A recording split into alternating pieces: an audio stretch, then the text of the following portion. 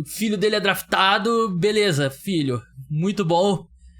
Papai vai jogar em outro time. Isso não vai acontecer nunca. Fala pessoal, sejam bem-vindos a mais um episódio do podcast Cara dos Esportes. Gabriel Martins aqui para conversar com vocês sobre NBA. Mercado de free agents começa nessa segunda-feira, mas a gente já tem muitas movimentações que aconteceram nesse final de semana. Jogadores renovando, trocas, futuro do LeBron com os Lakers.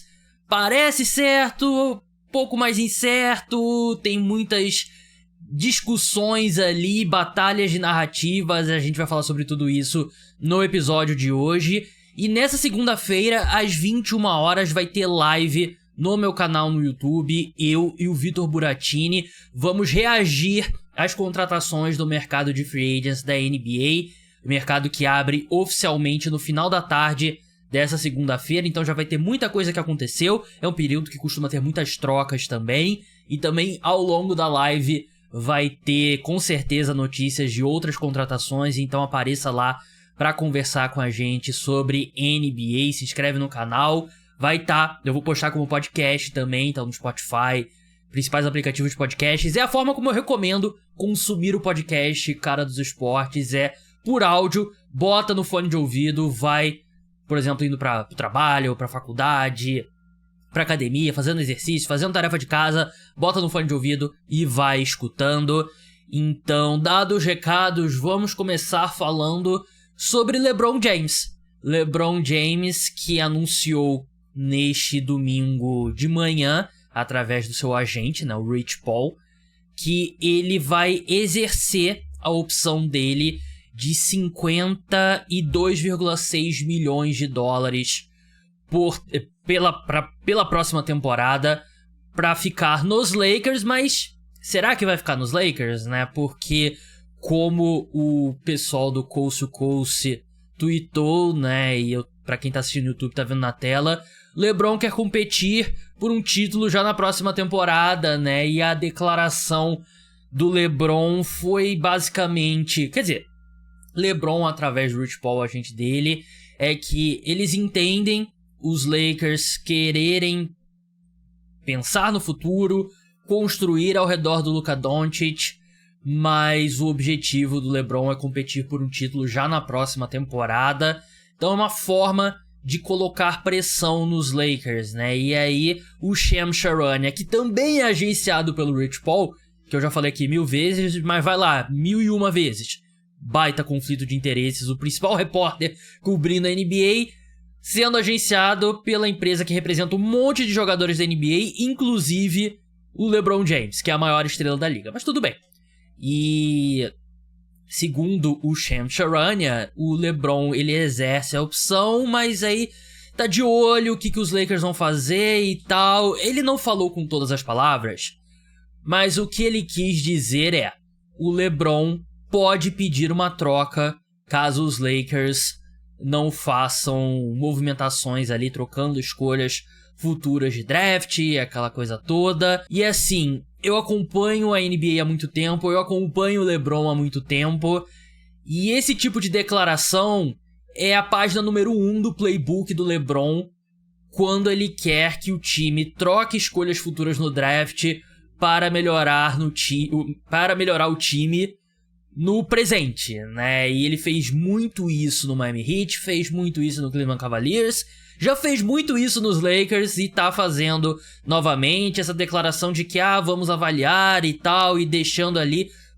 não falando com todas as palavras, né? Mas ele pode pedir uma troca, é tudo parte da dança, né? Das negociações, e ele quer colocar pressão nos Lakers, ele quer que a equipe troque escolhas para trazer um grande pivô, por exemplo, né? Mas nesse momento o LeBron não tem muito poder de barganha, né? Por mais que ele tenha sido o segundo time ao NBA na última temporada, o que significa que foi um dos 10 melhores jogadores da última temporada, ele tem 40 anos, então os Lakers não podem trocar ativos futuros e para satisfazer uma vontade do LeBron agora, porque mesmo qual a troca que faz o Lakers competir de igual para igual com o Oklahoma City Thunder? Não existe essa troca. Então o Lakers tem que ter paciência, tem que ter calma, E tem que saber também que o LeBron é um blefe sem muita força, porque o LeBron vai sair dos Lakers.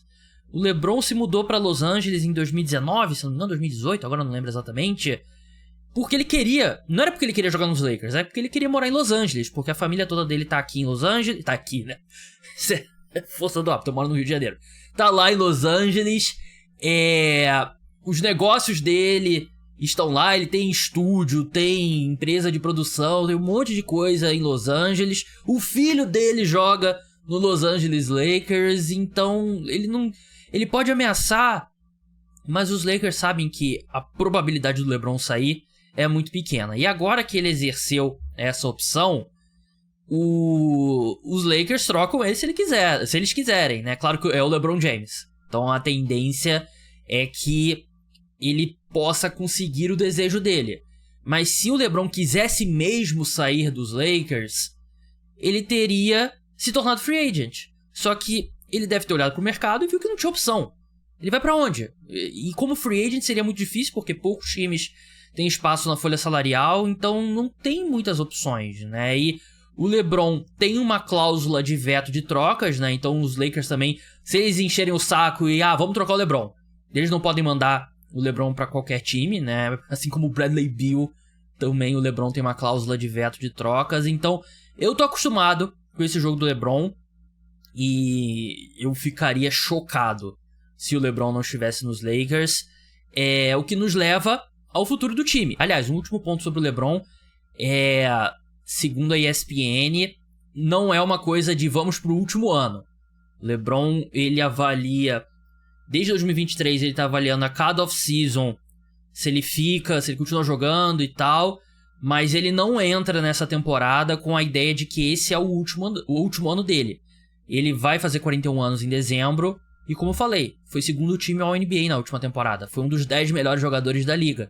Então se fosse por desempenho, e ele tivesse, sei lá, 31 anos, ninguém ia estar falando pra ele se aposentar, né? Então, por desempenho, ele ainda tem bola pra jogar. E vamos olhar pra situação dos Lakers agora, né? O Bob Marks, da ESPN, fez um gráfico muito interessante. Os Lakers estão, nesse momento, abaixo do teto salarial, né? Até por uma margem significativa, né? Mas eles têm um buraco enorme no elenco na posição de pivô, né? Eles não têm um pivô nesse momento. Eles têm como jogadores free agents Jackson Hayes, o Dorian Finney-Smith. Dorian Finney-Smith, que exerceu a opção dele de se tornar free agent. Ele declinou uma opção de 15,4 milhões de dólares e agora tá no mercado. Não afasta a possibilidade dele renovar com os Lakers, né? Mas parece que o Houston Rockets tem bastante interesse em contratar o Dorian Finney-Smith, né? E ele vai ter muito mercado, porque ele é um bom ala, um bom defensor, bom arremessador de 3. E o Lakers tem algum espaço na folha salarial, mas tem alguns buracos ainda no elenco para serem preenchidos, né? E pensando no que todo mundo sabe, né? Que os Lakers precisam de um pivô, é muito difícil não custar o Austin Reeves ou o Rui Hachimura, ou os dois, se a equipe quiser ir atrás de um nome mais forte, né? Se quiser ir atrás de um cara como o Brook Lopez, eles conseguem assinar com o Brook Lopez ali na folha salarial dele, sem ter que fazer outra movimentação. Só que o Brook Lopez acabou, né? O Brook Lopez é o cadáver dele já há algum tempo. Eu não acho que seria uma boa contratação para os Lakers, né? Eu acho que eles têm que ir atrás de um cara de melhor nível, né? É fácil dizer isso, difícil é apontar o nome, né? Mas o Austin Reeves, ele recusou uma proposta de renovação dos Lakers de 4 anos, 89,2 milhões de dólares, né? Que dava 22,3 milhões de dólares por ano. E é o maior valor que os Lakers poderiam oferecer para ele nesse momento. Não parece que é uma coisa de que o Austin Reeves quer sair dos Lakers, mas na próxima off-season ele vai poder assinar por um valor maior. Tem questão de anos na liga e tal, então não afasta uma possibilidade dele permanecer nos Lakers. Mas de qualquer forma, na próxima off-season, ele vai estar livre para assinar com qualquer time. E aí é um risco. Sempre é um risco, né? Por mais que ele fale, eu quero ficar nos Lakers, ele quer ficar nos Lakers até a equipe trocar por um pivô, vai ter pouco espaço na folha salarial, e aí vem um time e oferece muito dinheiro, que os Lakers não possam cobrir. Então, é um risco, por isso eu não ficaria surpreso se os Lakers trocarem o Austin Reeves antes. Eles se anteciparem ali, né, pra não perdê-lo, não correr o risco de perdê-lo de graça, né. Eu sei que não é o ideal, porque pela idade dele, você pode ver o Austin Reeves como um bloco ali desse time ao lado do Luka Doncic, né, e o LeBron é um cara que você a cada ano vai reavaliar, mas ao mesmo tempo o encaixe dele com o Luka, principalmente defensivamente, é complicado. Então não ficaria surpreso se a equipe se antecipar e trocar o Austin Reeves, porque eu acho que ele teria algum valor mesmo estando no último ano de contrato. Acho que você pode fazer aquela coisa de trocar por ele e apertar a mão ali por debaixo da mesa que você vai renovar o contrato dele, mesmo sendo proibido pela JAG. Você não pode trocar o jogador e acertar uma renovação contratual, mas a gente sabe que na prática isso acontece, tipo Pascal Siakam com o Indiana Pacers foi assim. Então esse é o cenário dos Lakers. Eu não acho que o blefe do LeBron vai funcionar. Eu acho que o LeBron continua como jogador dos Lakers e ele vai, o filho dele é draftado, beleza, filho, muito bom, papai vai jogar em outro time. Isso não vai acontecer nunca. Antes da gente seguir pra falar sobre Minnesota Timberwolves, lembrar a vocês que nessa quinta-feira vai ter mais um episódio do podcast Cara dos Esportes exclusivo para apoiadores e membros do canal no YouTube. Se torne membro no canal, se torne apoiador através do link na descrição. Você tem acesso a todos os episódios exclusivos para apoiadores, né? Seja em áudio lá no site caradosesportes.com.br ou em vídeo no canal no YouTube, e você ajuda a manter o podcast Cara dos Esportes no ar. Não é fácil a vida do produtor de conteúdo independente, né? Então dá aquela moral, se torne apoiador, R$14,90 por mês, tanto no site quanto no YouTube, né? Vamos falar do Minnesota Timberwolves agora, que renovou com Julius Randle, né? 3 anos, $100 milhões, né? E isso acontece um pouco depois da equipe renovar com o Naz Reid, né? Naz Reid renovou no sábado por 5 anos, $125 milhões, e eram 2 de 3 grandes free agents que a equipe tinha, né? Um deles que eu acho que agora vai ser muito improvável que ele fique é o Nickeil Alexander-Walker, né? Porque agora o Minnesota Timberwolves tem uma situação bem apertada na folha salarial. Eles estão a $3 milhões do second apron, né? O temido second apron, o segundo teto, que é aquele que os times não querem ultrapassar, que te impõe um monte de restrição na montagem do elenco. Então o Nickeil Alexander-Walker vai sair. E até entre os 3 jogadores, se você fizesse um ranking, ele seria o terceiro, né? Então faz sentido. Eu acho que o Nickeil Alexander-Walker vai ter bastante mercado, porque ele é um bom defensor, um bom arremessador de 3, e eu achei que a equipe acabou com um bom valor com o Julius Randle, né? O Julius Randle, ele foi muito bem nos playoffs até a série contra o Oklahoma City Thunder, né? E da segunda metade da temporada regular pra frente, eu achei que ele jogou muito bem. Eu achei que ele teve alguns dos melhores momentos dele desde daquele grande ano dele com o New York Knicks, né? Eu sei que teve um momento da temporada que os Wolves estavam jogando melhor sem o Julius Randle, mas depois ele entrou e se encaixou muito bem como um criador secundário ali pro Anthony Edwards, né? E até defensivamente, eu achei que contra os Lakers ele fez um excelente trabalho no LeBron, por exemplo, né? Então, acho que $33 milhões por ano pro Julius Randle, eu acho que é um valor bem razoável. E 5 anos, $125 milhões é o valor do Naz Reid também. Acho que é o valor de mercado dele. A questão é a seguinte, né? O Naz Reid vinha falando bastante sobre que não era só uma questão financeira. Ele queria ser titular também.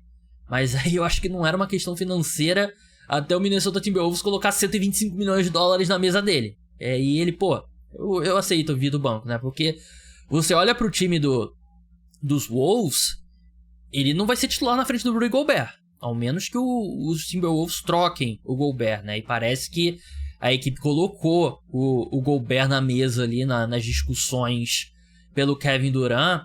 Mas outro ponto também importante, né? Que a equipe draftou um pivô, né? O Joe Berringer. Eles draftaram 2 pivôs, né? O Joe Berringer e o... Caramba, me fugiu o nome agora do outro, né? Mas enfim. O Joe Berringer, escolha de primeira rodada, pivô. Francês também, inclusive. Gosto dele como prospecto. Mas será que é a primeira parte de uma troca do Gobert, né? E de repente o Timberwolves, conversando com o Naz Reid, falou: a gente não trocou ainda o Rudy Gobert, mas a gente pretende trocar o Rudy Gobert nos próximos anos, né? Pode ser algo desse tipo, eu até apostaria em algo desse tipo, né? Mas dentro das possibilidades do Minnesota Timberwolves, né? Dentro do que a equipe tinha de espaço na folha salarial, que não era muito, eu acho que eles fizeram um bom trabalho, né? Eu ainda fico preocupado com a falta de um armador, porque o Mike Conley acabou, né? O Mike Conley, principalmente como titular hoje, esquece, né? E aí é colocar muita coisa, muita confiança no Rob Dillingham e quem sabe o Donte DiVincenzo, que também não é um armador puro, né? Mais um shooting guard, mas tem essas questões ainda, né? E você não vai conseguir nunca ter um time perfeito. Eu acho que dentro das possibilidades os Wolves fizeram um bom trabalho. Vamos ver se eles conseguem transformar o Rudy Gobert em algo. Ou então não, né? Ou então vão seguir com esse time que acabou de chegar na final do Oeste, né? Eu só acho que... Me parece...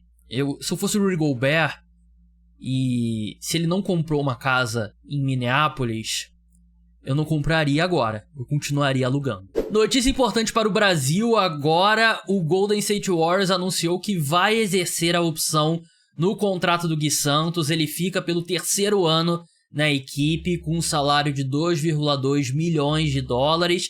A equipe anunciou em conjunto, né, a permanência dele e do Quinton Posse, que obviamente é um cenário muito positivo, né? Mostra que a equipe quer manter o Gui Santos na rotação, né? E eu tenho visto ali nas redes sociais de torcedores do Golden State Warriors de lá dos Estados Unidos, né? Não só os do Brasil aqui, cobrando uma presença maior do Gui Santos na rotação da equipe. Ele que sempre entra com muita energia e teve umas sequências muito boas, né? Só que aí a gente lembra que é o Steve Kerr, o técnico do Golden State Warriors, que não é muito fã de colocar jovens jogadores em quadra. Ele jogou nos playoffs, inclusive, o Gui Santos, e eu gosto da energia com que ele entra e a disposição dele. E eu acho que ele assimilou muito bem essa movimentação fora da bola dos Warriors no ataque. E nem sempre ele toma a decisão correta na defesa, mas ele tá sempre com muita energia. Então eu acho que é um cara que eu espero ver o Gui Santos com mais minutos no Golden State Warriors na próxima temporada. E imagino que a gente vai ver o Gui Santos com mais minutos nesse ano, porque o Warriors podia abrir espaço na folha salarial e se livrar dele. Escolheu não, escolheu manter. E eu acho que ele traz muita coisa que, principalmente com a saída do Kuminga, esse time do Golden State Warriors não vai ter, né? Que é um cara ali que consegue pontuar e que é um ala grande, né? Algo que a equipe não tem com essa saída do Jonathan Kuminga, né? Então, bem legal pro Gui Santos, né? Até aqui a notícia dos nossos amigos do Warriors Brasil, notícia do Anthony Slater, né? Então, ótimo pro Gui Santos e bom pro Golden State Warriors também. Não é apenas o fanismo, né? Eu acho o Gui Santos um bom jogador, eu acho que o Gui Santos é um jogador de NBA que, se tivesse num time tipo um Charlotte Hornets, um Chicago Bulls, um Detroit Pistons pré-2025, eu acho que estaria jogando bem mais minutos até do que ele vem jogando no Golden State Warriors. Vamos falar sobre uma troca que aconteceu nesse domingo. O Charlotte Hornets e o Utah Jazz acertaram uma troca. Os Hornets recebem o Colin Sexton, armador, e o Utah Jazz recebe o Jusuf Nurkic e uma escolha de segunda rodada em 2031. Então, basicamente, um jogador pelo outro ali, com um troco em termos de capital do draft. Inicialmente, quando eu vi essa troca, eu pensei, o Utah Jazz quer usar esse contrato do Nurkic como moeda de troca, né? Um inspirante e tal. Mas aí eu vi os contratos, o Nurkic é tipo 19 milhões e o Collin Sexton 18, né? Então, Collin Sexton também é um aspirante, né? Então, eu acho que pra troca, uma possível troca futura, eu não acho que faz tanta diferença assim, a não ser que o Utah Jazz esteja pensando uma troca grande com um time que quer um pivô de volta, né? Mas aqui nessa troca, se você analisar essa troca pura e simplesmente como ela, sem pensar em movimentações futuras, quem recebeu o jogador melhor foi o Charlotte Hornets. O Collin Sexton é melhor que o Jusuf Nurkic nesse momento, né? E é curioso que o Hornets continua trocando os seus pivôs, né? A equipe que trocou o Mark Williams, né? E olhando aqui pro elenco do Charlotte Hornets agora, você sente falta, né? Eles vão ter o Diakite, né? Que é um pivô. E eles vão ter também, tô olhando aqui, tá me fugindo será que algum nome que eu perdi? É o Diakite. E não, Grant Williams não. E basicamente isso, né? O Calker Bryner, né, que eles draftaram, né, mas é um pivô jovem, é difícil confiar num pivô calouro, mas eu gosto mais dessa troca pro Hornets, né? Tem essa questão, né? Essa questão do pivô, mas o Collin Sexton é um jogador melhor. E do lado do Utah Jazz, o Collin Sexton seria um jogador redundante, né? Com as escolhas que o Utah Jazz fez nesse draft, né? A equipe trouxe jogadores para a mesma posição, né? Trouxe ali o ala armador da Universidade da Flórida, né? Que fugiu o nome agora aqui. Walter Clayton Jr.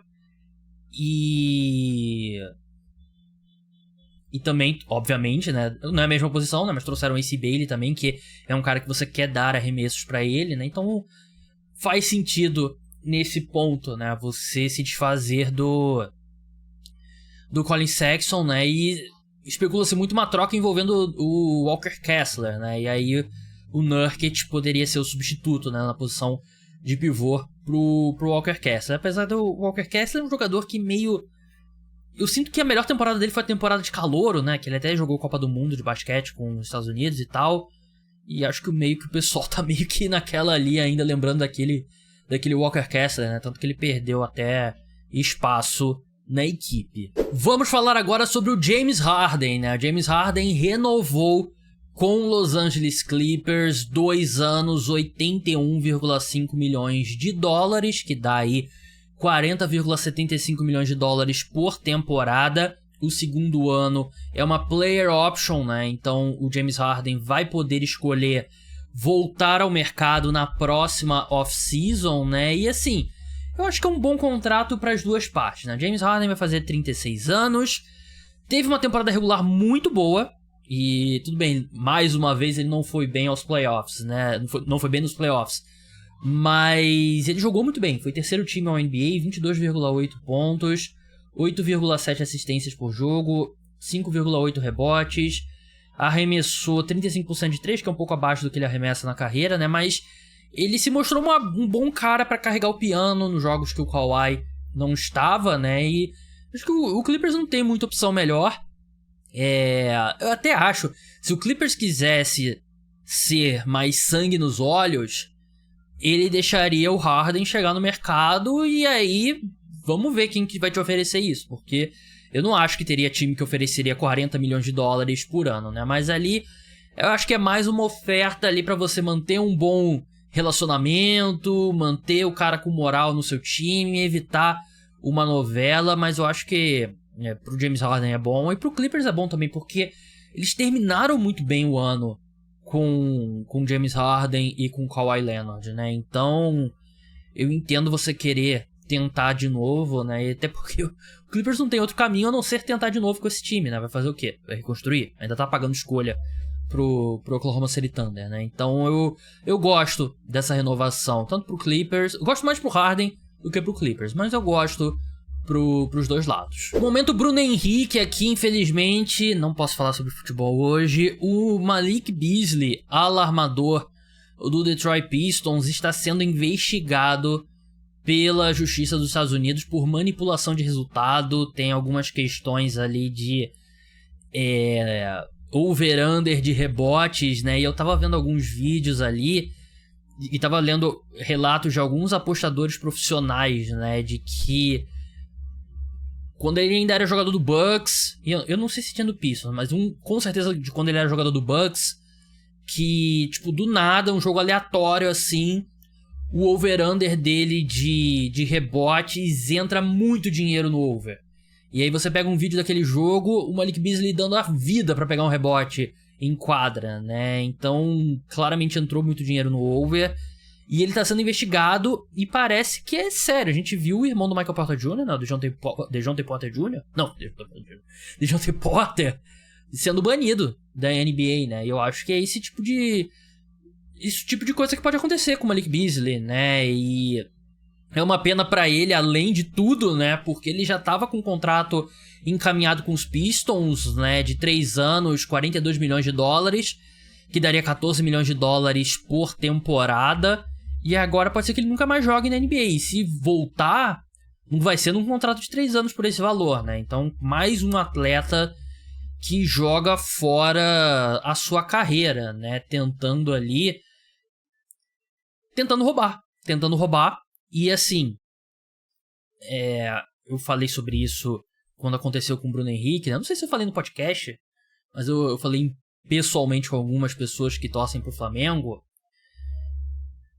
É a maior burrice que o jogador pode fazer, porque é muito fácil pros sites de apostas identificarem esse tipo de tentativa de manipulação de resultado, ou de cartão amarelo, ou número de rebotes, que é o caso do Malik Beasley. Porque é simples, né? Você olha, o jogador tem X dinheiros apostados para o jogador tal ter mais ou menos rebotes. E aí, num dia específico, entra 10x, 100x, que ele vai ter mais de 3,5 rebotes. E o que acontece? Essa aposta bate. Não é difícil você investigar um negócio desse. Você vê a conta, você vê a quem pertence. O cara apostou muito dinheiro no Bruno Henrique recebendo cartão amarelo. Quem é esse cara? Pô, é o irmão do Bruno Henrique? É o primo do Bruno Henrique?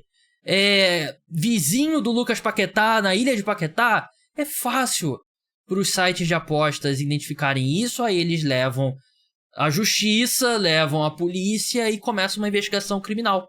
Então é a maior burrice que esses atletas podem fazer. E na cabeça deles é um dinheiro fácil, que não tem risco, mas os sites de apostas não querem perder dinheiro, né? Eles têm muitos mecanismos para identificar esse tipo de manipulação, e eu acho que os Estados Unidos não tem tanta desculpa, porque é um pouco mais difundida a aposta esportiva, né? Porque sempre teve em Las Vegas, sempre teve em Atlantic City, né? E nos últimos 10 anos, nos últimos 5 anos, foi se expandido para o resto dos Estados Unidos. Muita gente aposta, né? Então é uma cultura mais difundida. Aqui no Brasil, foi meio que se expandiu de forma atropelada, muito rápida. Então as pessoas não entendem muito bem a aposta esportiva, né? Então um jogador acredita que é um dinheiro fácil para ele, sem risco, enquanto não é e tá roubando, é um crime. E o Malik Beasley merece a presunção de inocência, né? Mas vamos ver aí os próximos capítulos. E é uma pena para ele, porque ele teve a melhor temporada da carreira dele. Para mim deveria ter sido eleito o melhor sexto homem. Teve números de Stephen Curry arremessando de 3, né? Que a gente sabe como é valioso para os times na NBA, mas é isso, né? Existe grande chance do Malik Beasley nunca mais jogar na NBA. Vamos passar por umas rapidinhas agora. O Oklahoma City Thunder se movimentando bastante, né? Eles renovaram com AJ Mitchell, né? O guard, 9 milhões de dólares por 3 anos, né? 3 milhões por ano.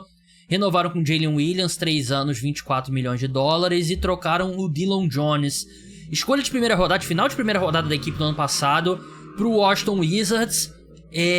Por que eles fizeram essa troca? Porque eles precisam de um espaço no elenco para colocar o Thomas Sorber, né? Que é o pivô que eles draftaram esse ano, que é um cara que precisa estar nesse elenco principal, né? Então o motivo da troca é esse. E eu achei interessante o Oklahoma City Thunder, e eu acho que pode se tornar mais comum nos outros times, muitos contratos com uma team option, né? Que é aquela opção que o time pode exercer ou não, né? E a gente sabe que o Lu Dort, o último ano de contrato dele é uma team option. O Hartenstein também é uma team option no último ano. O Caruso eu acho que não, mas dá a oportunidade de Oklahoma City Thunder ter mais flexibilidade. E esse tipo de contrato é bem valioso. Porque se um time quer trocar um jogador com um contrato alto para se livrar desse contrato, você adquire um desses jogadores e não exerce esse último ano e você limpa um ano mais cedo da sua folha salarial, né? Então eu acho que tem muito esse raciocínio do Oklahoma City Thunder por trás e eles mantêm um controle. Provavelmente custa um pouquinho mais caro, né? O valor ano a ano, né? Pra você ter essa team option, mas dá uma flexibilidade muito grande pro Thunder. Notícia de última hora que aconteceu enquanto eu estava gravando aqui, felizmente deu pra incluir no podcast. Jabari Smith Jr. renovou com o Houston Rockets. Ele renovou por 5 anos, 122 milhões de dólares, né? Que dá ali um pouquinho menos de 25 milhões de dólares por temporada, né? 24 milhões e uns quebrados. E, cara, eu estou surpreso, porque o Houston Rockets não tem usado muito bem o Jabari Smith, né? Ele jogou menos do que o esperado na última temporada, né? Eu sei que teve uma lesão no meio, né? Mas ele jogou 30 minutos, tinha jogado 32 minutos por jogo na temporada anterior, né? Os números dele caíram, 12 pontos, 7 rebotes, 1,6 assistências, 35% de 3. Mas vocês lembram, né? Eu falando no podcast sobre a troca do Kevin Durant, eu acho que o Rockets devia usar mais o Jabari Smith. Eu acho que eles estão usando mal e deveriam usar ele mais, porque, assim, quando ele foi draftado, era aquela coisa, ele vai ser um excelente role player, vamos ver se ele consegue se desenvolver como criador e tal. Até agora ele não se desenvolveu. Ele não consegue criar muito com a bola nas mãos, seja pra ele, criando arremesso, seja pra outros companheiros de equipe. Mas no que ele faz, ele é muito bom. Ele é um bom defensor. Eu acho que ele arremessa de 3 melhor do que esses 35%, que já é ok. E é um cara versátil, um cara que pôde jogar ali de stretch 5, né? Aquele pivô mais leve, quando o Şengün tava machucado na temporada retrasada. Eu acho que pro Rockets adiantar essa renovação pode envelhecer muito bem. Porque ele tendo mais espaço, eu acho que ele vai crescer e você vai estar pagando um valor bem mais baixo pra ele. Então gosto muito dessa renovação pro Houston Rockets. Pode até ser uma boa moeda de troca no futuro. Mas eu gostei bastante. Eu acho que é uma boa aposta pro Houston Rockets. Mais duas aqui antes da gente encerrar. O Bobby Portis renovou com o Milwaukee Bucks. 3 anos, 44 milhões de dólares. Eu fiz a conta de quanto que dá. 14,6 milhões por ano. É o valor dele mesmo. Acho que sacramenta que o Brook Lopez não volta pra equipe, né? E é o valor dele. Bom jogador. Nada mais do que isso. Nada mais, nada menos. É difícil imaginar o Milwaukee Bucks, né, esse ano, né? Com a situação do Dame, Giannis, ele podia ter sido trocado, não quis ser trocado. Será que ele vai ser trocado no meio da temporada? Basicamente é isso, né? A gente sabe o que é o Bobby Portis, né? Quantos anos o Bobby Portis tem? Vou chutar 31 anos. Vamos ver aqui. Eu não olhei antes da gente começar a gravar, né? Bobby Portis tem 30 anos. Bateu 30 anos. Errei por um ano. E a última notícia é que o Sam Merrill renovou com o Cleveland Cavaliers. 38 milhões de dólares, 4 anos, que dá ali 9,5 milhões de dólares por temporada. E um bom arremessador de 3. E outra renovação que sacramenta que o Ty Jerome não volta, né? Já teve a troca pelo Lonzo Ball, que tem vídeo no canal falando sobre a ida dele. Não vou repetir aqui, vai lá no canal, se inscreve, deixa like, deixa comentário e assiste. E vamos encerrar por aqui. Muito obrigado a todos que assistiram, que escutaram. Deixe 5 estrelas no Spotify, é muito importante pro podcast subir nos rankings. Segue lá, indica pros amigos, se inscreva no canal. E se você assiste ao podcast, recomendo que tente escutar indo pro trabalho, pra faculdade, pro colégio, pra academia e tal, na esteira, fazendo exercício.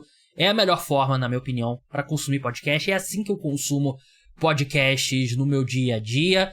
A gente volta amanhã com uma live, 21 horas, 9 horas da noite, horário de Brasília. Eu e o Vitor Buratini reagindo às últimas do mercado da NBA. Tem episódio NFL também saindo essa semana. Então um grande abraço a todos.